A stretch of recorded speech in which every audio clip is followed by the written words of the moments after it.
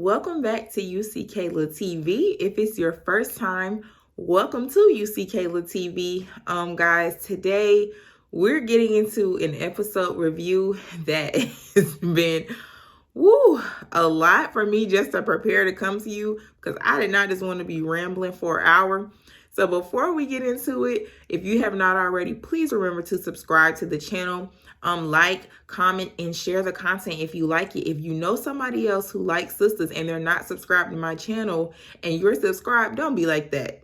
Don't get all the goods for yourself. Share with your people. Let them know, hey, there's this girl that reviews Sistas and you might enjoy her. I really would appreciate it, guys. And I appreciate you anyway, just for being here with me. So, all right, y'all, let's get into it. I don't even want to take too much time on the intro. So we're Sistas Season 4, Episode 9. It's entitled Counterpunch. And if you see me looking over, I'm looking at my notes. All right. So there are 12, hold on. 12 or 11. Sorry, I got to scroll through 50 pages of notes. Okay, 11 scenes in this episode. So let's get off into it with scene number 1. So we're at Zach's house. Of course, that's where we left off at the end of episode 8, the sister. Now we're at Zach's house, starting off with Zach, Jake, the agent lady, Jenna Mackey, and the police that were not named. All right, so I'm going to give you a summary, then I'm going to give you my opinion. That's just how we're going to have to tackle these scenes. Sometimes my opinion may cross over into the summary, but whatever, that's just me. Okay, so Zach was arrested in front of Jake with no explanation. They barged in with no warrant. No Miranda rights were given. Jenna never told Zach what it was for, neither did the police. I said, did I say Zach or Jack? Y'all, if I say Jack, please know I'm trying to say Zach and Jake. And they're not even similar names, but they just do something up here to me. I'm sorry, y'all. Jenna told Jake that Zach was being taken to Fulton County. She never gave a reason, but she did at least tell him he was going to Fulton County.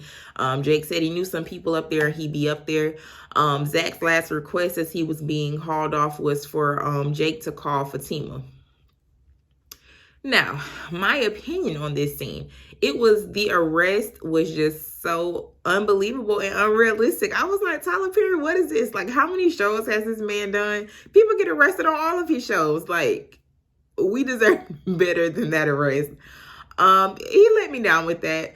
I know that Zach told Jake to call Fatima, but I'm like, how does Jake suddenly had Fatima's number? And I even tweeted that, and Crystal Renee Hazlett, who plays Fatima, retweeted my tweet of that, and she also retweeted my tweet later on. I said, where is Jake from State Farm, who's supposed to be calling Fatima, even though we don't really know how he has Fatima's number? So I had a bunch of people comment, like, in support, like, yeah, girl, I know what you're saying. Then I had some people like, well, he knows where she works, and he knows Gary, and he knows, like, okay, I understand what y'all are saying. I'm not trying to pick Tyler Perry apart, but you're expecting us to put 2 and 2 together. We've never seen Jake talk to Gary about Andy to even know that Fatima works for, I'm not saying it couldn't happen, but my point was, the first and last time that Jake saw Fatima, Zach wouldn't even barely let him speak. So I'm like, okay, now we're supposed to assume that he has Fatima's phone number.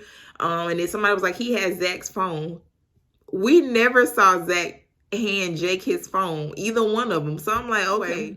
That's my 2 cents on that. All right. And if you like to reach, keep reaching. Tyler Perry needs more fans that'll reach. I'm going to say how I feel, and I'm going to still support, period. I can support you and say how I feel. All right. Scene number 2. We're in the law firm with Andy and Fatima. Andy and Fatima have their non-related, they non-work related little girl chat. This time they have it first thing to start the day off. Andy tells Fatima that she loves the penthouse and she's falling for Gary's gifts. And she feels stupid for that, and that the attorneys are even coming over during lunch for her to sign the paperwork, which never happened. And then Fatima gives Andy a rubber band ball and some good advice that, hey, take a rubber band off the ball for every problem and, negative aspect of y'all's relationship. Because it takes a while to get untangled for somebody, but when you run out of rubber bands, get out. I thought that was good advice. Excuse me, y'all. And then they briefly discussed the Karen setup meeting Fatima reveals to Andy that Karen slept with Aaron in a close proximity of the time that she slept with Zach. So she's not automatically going for is Zach's baby. Andy did manage to try to take up for Karen, but at the same time, she did still show understanding to Fatima. So my opinion, first of all, Fatima is just so in love with Zach, and it's just beautiful to watch because we watched her fight her feelings, you know, all of season 3. We watched them blossom during season 2, but she was still scared to tell Andy even before she knew, you know, Andy's connection to the situation. And then season 3, you know, obviously she had good reason to be fighting her feelings. So it's just wonderful to see Fatima out and loud and proud about how much she loves Zach. I'm enjoying it. Zach better not let us down. Not her down, us down. Because, I mean, all the Fatima fans are invested at this point. I think Andy is doing a good job of navigating her friendship with both Fatima and Karen at this point.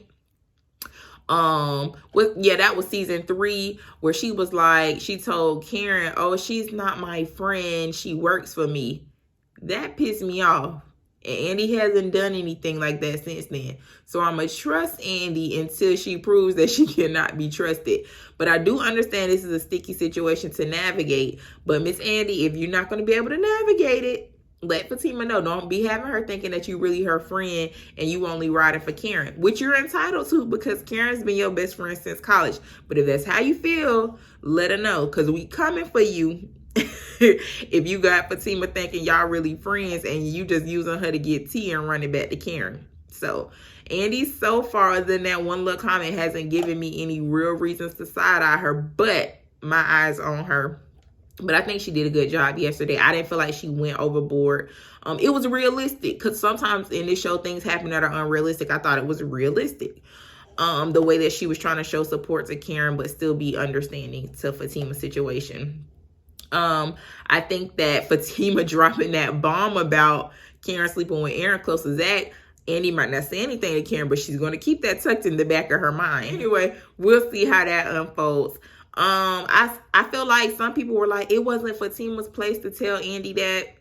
Well, it wasn't Karen's place to call Fatima over there to tell her she was pregnant. That was Zach's place to tell her, which he did do. So everybody's out of line. So there we go. It is what it is. All right. Scene 3, Brookhaven Bank, Sabrina and Maurice. Q just left. Cause you remember the last episode, he came up there like a dummy to the scene of the crime to talk to Maurice.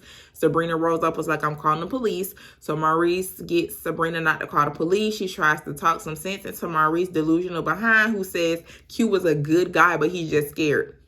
Sir, this man had a gun in your face.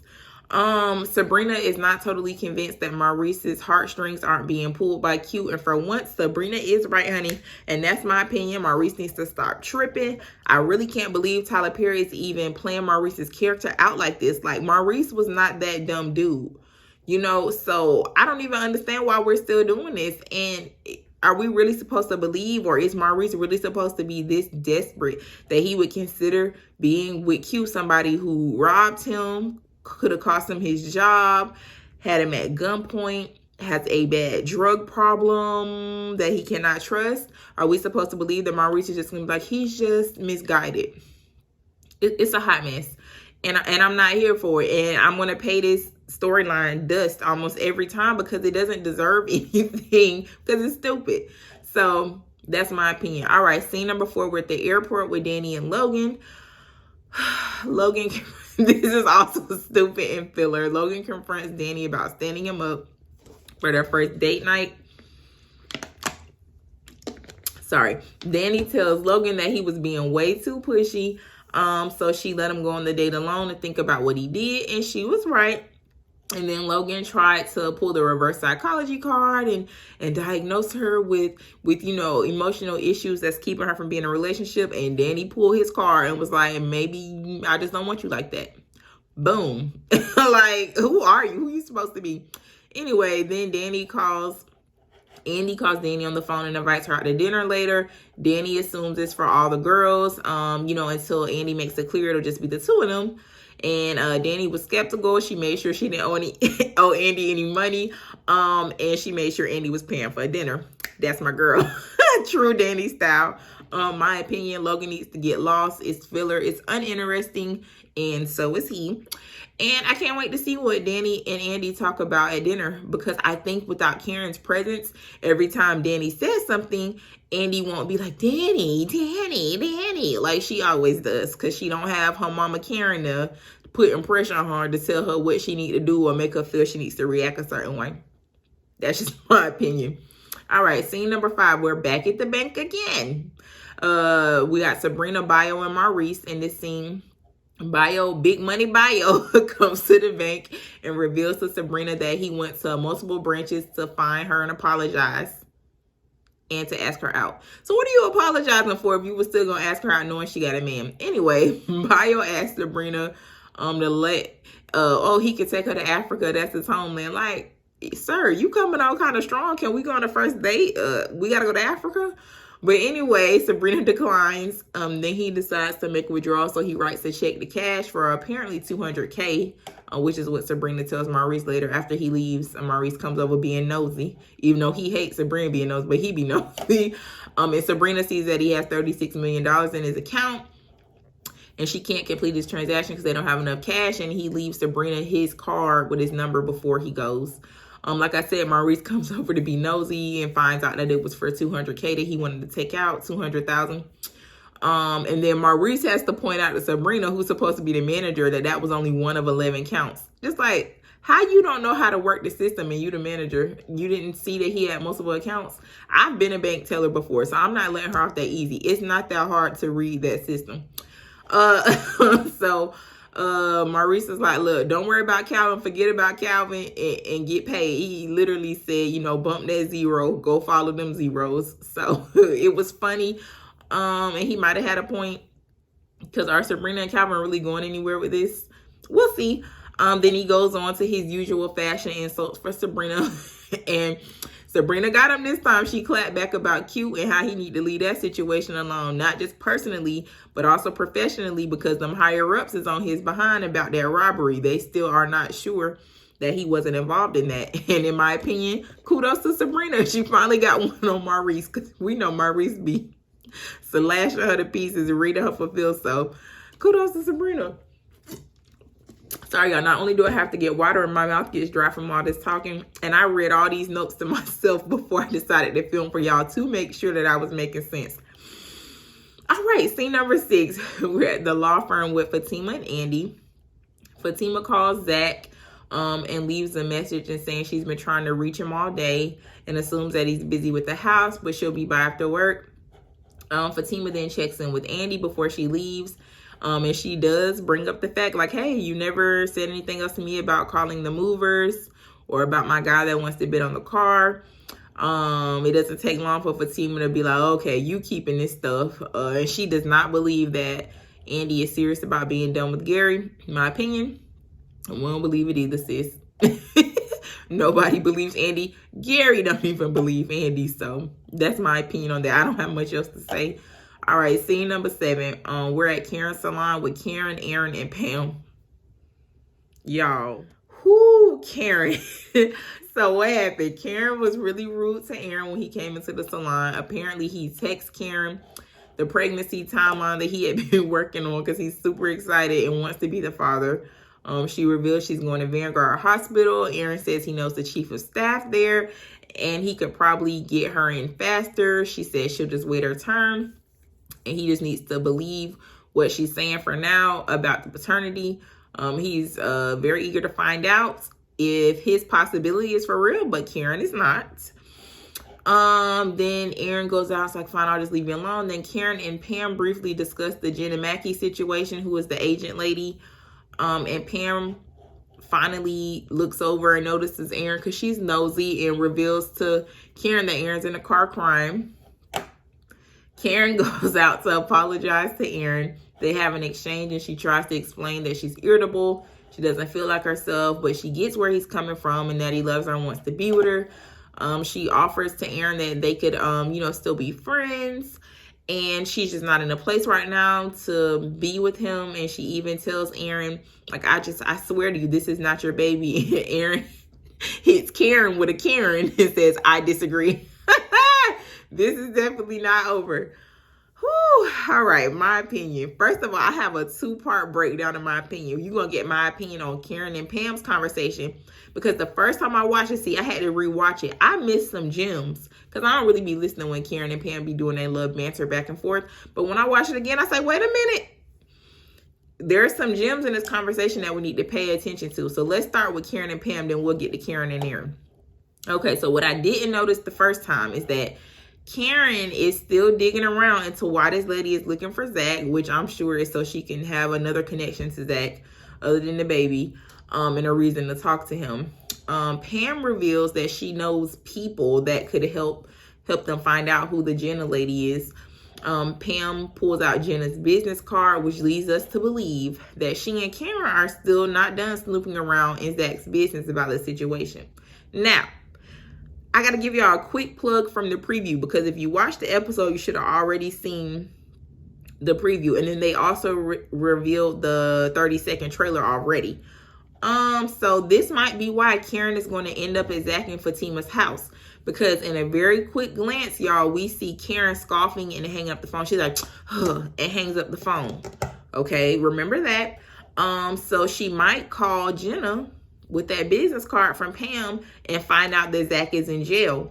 And she might go to tell Fatima because, again, we know Karen loves to feel like she knows something about Zach that Fatima doesn't know and drop a bomb on Fatima. In all fairness, it's true.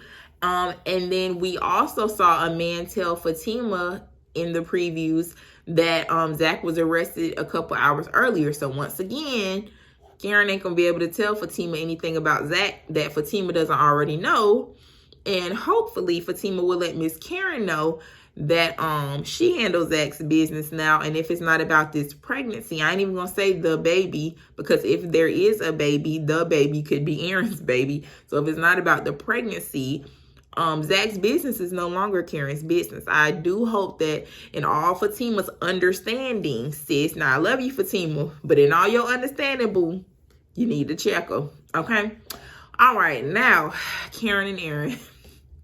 Let me finish this lesson. Jesus, fix it. All right, so my opinion, like, what is going on? What? I kind of felt bad for Aaron. Then I kind of didn't. It's just like, sir, find your self-worth and stop chasing after somebody who doesn't want to be caught. Like, I bet y'all, if Aaron bossed up, like, you know, the person he was in the beginning, you know, confident, self-assured, successful, like he know he that dude, you're not going to talk to me anyway, you're not going to deal with me any kind of way, Karen will be right at his feet.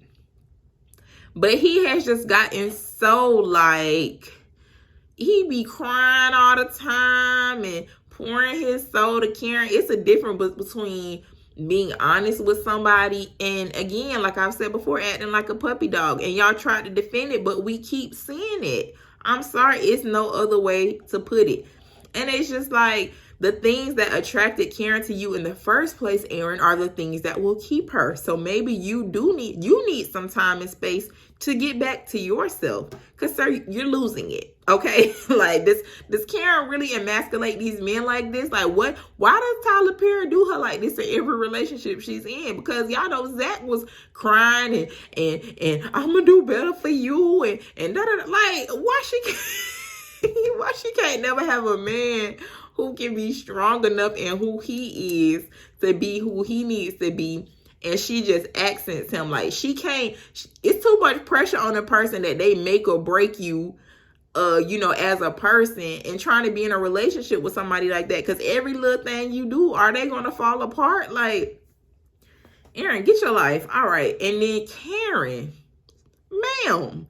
When somebody is more into you than you are into them, you cannot give them mixed signals. You got to completely close the chapter like Zach did to you. Okay? Like, you can't say, oh, you know, he's like, well, just tell me to move on with my life. And she's just like, no, we can be friends. He don't want to be your friend. And you really don't want to be friends. What you want to do is keep him on the back burner. So when this situation unravels with this pregnancy, because see, somewhere in the back of Karen's mind, if it's Zach's baby, they're going to get back together. I know that. Nobody can tell me that.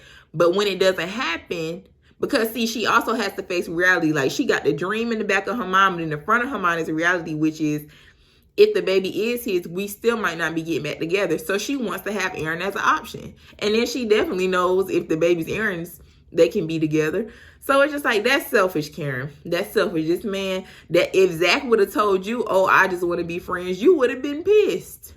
Do the right thing. If you don't want the man, you don't want him. So this is just a mess. But I cannot believe he went and cried in the car in the front of the salon. Like, bruh. It's just a mess. All right, scene number 8. The law firm. We're at the law firm with Andy. She's on the phone with Gary, and then later we're gonna get to Fatima and Hayden. So Andy calls Gary, pretending like she want to move back into her apartment. She tells Gary she don't want to feel like the penthouse is. She doesn't feel like the penthouse is hers because he bought it, and he's gonna feel like he can do whatever because he bought it. And she's right. Gary pressures Andy into meeting with him for dinner. She says no one hangs up. And then she starts popping rubber bands off that ball Fatima gave her and crying. If it's one thing KJ can do, baby, she can cry on cue. Then we cut to Fatima chasing Hayden down, laughing at him for being crippled after she the one who got him beat up. And then Hayden, you know, still being delusional, worried about why Fatima won't act. Like, anyway, Fatima lets Hayden know, basically, like, this is just the beginning. Sir, you really could be dead, okay? And then she mocks him at the end with a little Coachella reference. If you're not a Beyonce fan, that was a reference to Beyonce's homecoming performance that she did for Coachella. And the guys that were like imitating, because it was a Greek theme, like a fraternity or sorority, they were called the Bugaboos. So that's why she was like, you know, make me laugh, Bugaboo. Anyway, so my opinion, Andy, is you keeping the stuff or not? Like, I'm not going to keep going through this with you. Either you keeping it or you not. And then Gary, this is why she don't want nothing you bought, because you too pushy. You already trying to roll up in there on the first night to have dinner, the second night to have dinner. It's just like, these two are so exhausting. And they don't make enough rubber bands for this relationship, okay? Baby, they'll have to buy every rubber band out of Staples, Office Depot, Office Max. They don't make enough rubber bands for Andy and Gary relationship, okay? And in my opinion about Fatima, I was here for it. Talk that talk, Tima, let them know. But we all know Hayden ain't gonna stop, so we'll just see how this unfolds. If he ends up dead this time, I don't want to see nobody on Twitter talking about what shouldn't happen. Hey, it is what it is. All right, scene number 9. We at Maurice's apartment with Calvin and Q, and then Maurice on the phone. Calvin walks in on Q in their apartment. Q straight up lies and was like, Maurice let me in and said I could stay here. Anyway, Calvin calls Maurice and tells him that Q is there, and Maurice tells Q on speakerphone that he can't stay. Now, my opinion, Tyler Perry, stop playing with me.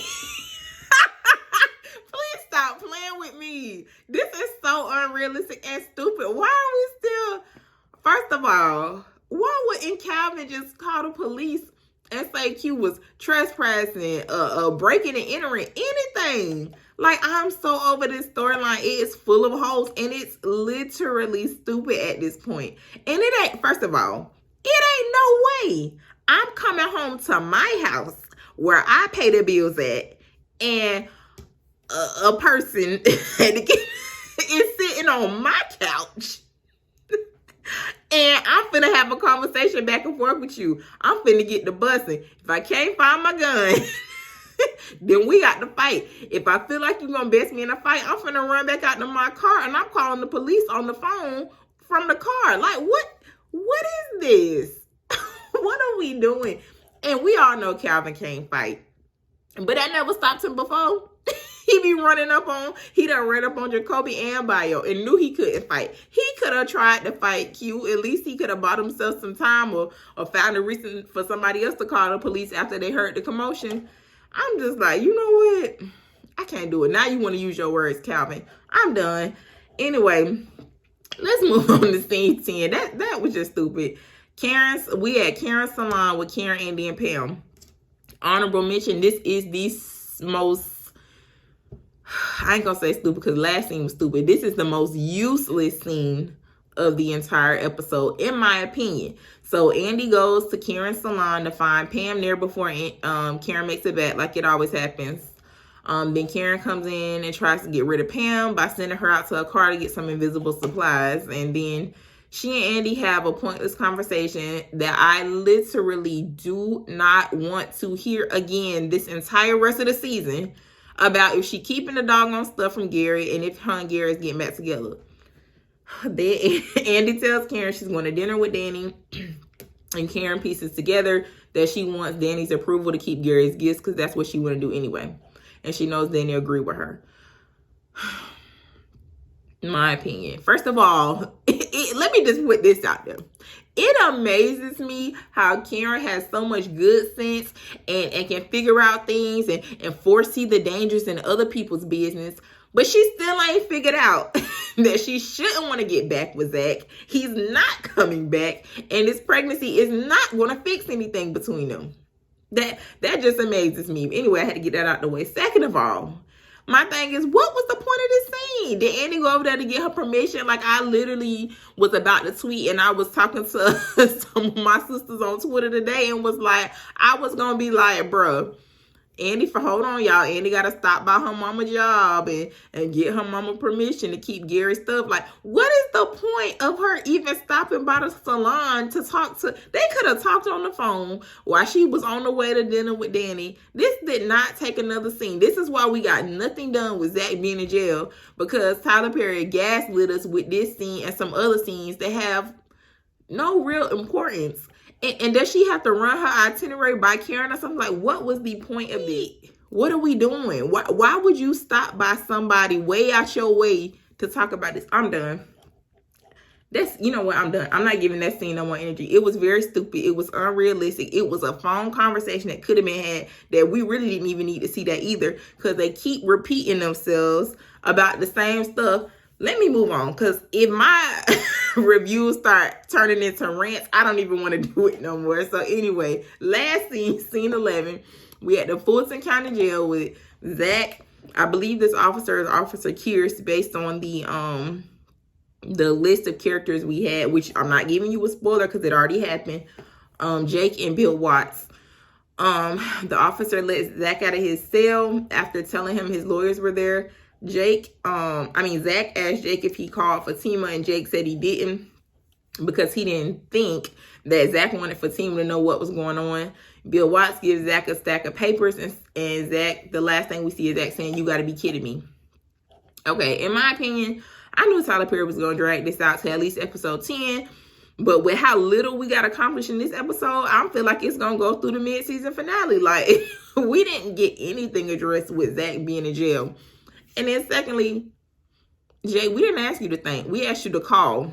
You ain't had to think about nothing. All you had to do was find out how to reach Fatima and call her. Talking about you didn't think that he wanted you to call.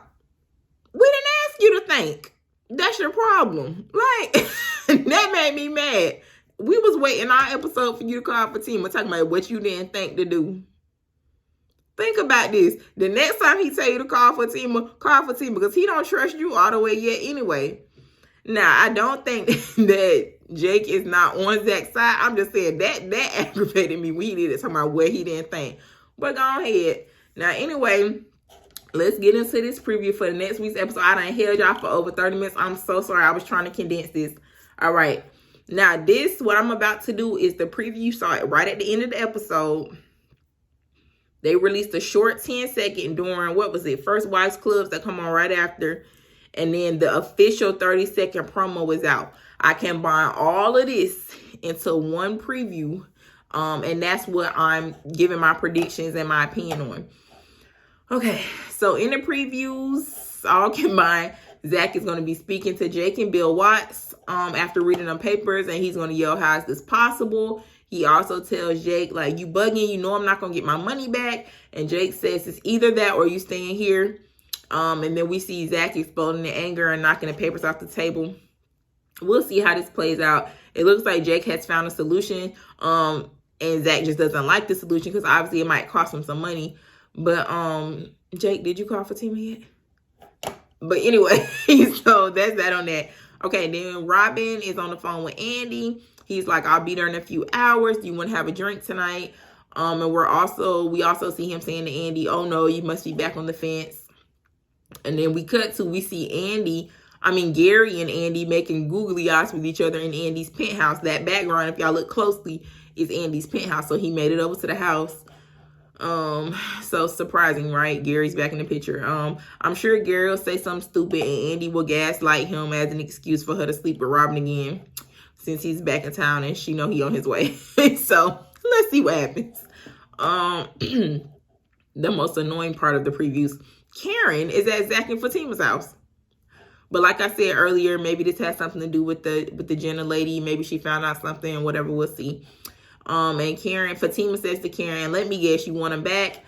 Karen had said to Fatima, why is he doing all this with you in a matter of weeks and he wouldn't do it with me in 3 years? First of all, that's embarrassing, sis. Don't tell that to his current woman. All you doing is boosting Fatima head up. Like, you should have kept that to yourself. But Fatima didn't really look upset when I froze the frame on her face. I'm sure it'll be another one of her mature and understanding moments, heart to hearts with Karen. Good for that. But if Tyler Perry want to be realistic, he need to have Fatima check Karen about popping up at their house, unless she invited Karen there. So we'll see. All right, Danny sees Preston and a girl named Kelly out together at the Olive Bar where she's meeting Andy, and Kelly claims to know Danny. We later see Danny and Andy clinking glasses, so obviously they met for drinks. I don't have a comment until Preston and Danny decide what they want to do. At this point, it's redundant. How many times are we going to see this happen? One of them is going to go on a date with somebody else, and somebody walks in on them either after the fact or during. I'm not going to be more invested in Danny and Preston, aka hashtag destined, than they are. So whatever. All right, Maurice rushes home to Calvin in the living room, and Calvin's in the living room and tells Maurice that Q is back in his bedroom at y'all house that he not supposed to be at, but you sitting in the living room. Okay, and Q is naked in Maurice's bed. My opinion, why not? This can't get any more stupid or far-fetched, so why not tell Tyler Perry, bring out the freaking big guns? Because it makes sense, right? Anyway, Fatima is seen inside. She in Zach's house, and she's speaking with a man who tells her that the police took Zach a couple hours ago. I'm sure, Fatima's going to get on her Olivia Pope, or as Zach said, her Olivia Nope, and she'll handle things, and we'll see how that plays out. And then Sabrina tells Danny that Bio asked her out, and Danny's like, girl, you going? Then we see Sabrina in a shimmering gold gown walking towards Bio in a fancy setting. I'm not sure if it was like a restaurant or like a more private date, but they're obviously about to eat. Child, we all knew Sabrina, old, materialistic, I'm going to turn a man down till I find out he got money behind was going out with Bio when she saw that $36 million in his account. Side note, who keeps $36 million in a little local bank like that? Tyler Perry, go ahead now. But anyway, we knew. All right, and then Fatima's on the phone with Hayden saying, you dead. He like, don't threaten me. And she said a couple choice words and was like, nah, you dead this time. So my opinion, I told y'all, now this is not considered a spoiler because now you've seen it, and Tyler Perry Studios and most of the cast have already released the season 4 sneak peek video. But this all black number that Fatima got on, I told y'all that was the same outfit that she had on in that sneak peek when she was chasing Hayden with that bat. So Alexa, play Jasmine Sullivan, Bust Your Windows, because Fatima finna take it back to Hayden. Like, that's the song. I just hear it in my head when I see her with that bat. But anyway, I think that's going to happen on the season finale. Probably not next episode, because she still got to figure out what's going on with Zach first. Then she'll get Hayden. But, he also like to leave the drama at an all-time high when it's stopping off for a break or, the end of a season. So that's what I think is going to happen. Sorry to keep y'all so long, y'all. I had so much to talk about. I might even still need to do another video. Thank y'all for joining me today on YouSeeKaylaTV. Be on the lookout. I'm still going to do another special video either Friday or Monday before next week. It'll hold you till next Wednesday, which is season 4, episode 10. And I can't think of the name of the episode, but it's episode 10. It's okay, I can't think of it. But anyway, y'all, I'll see y'all soon. Thank you so much for hanging out with me. I know this was a long one. I really appreciate you. Subscribe. I can't say that 3 times fast. Like, comment, and share if you like the content. I appreciate you guys. YouSeeKaylaTV. See you next time.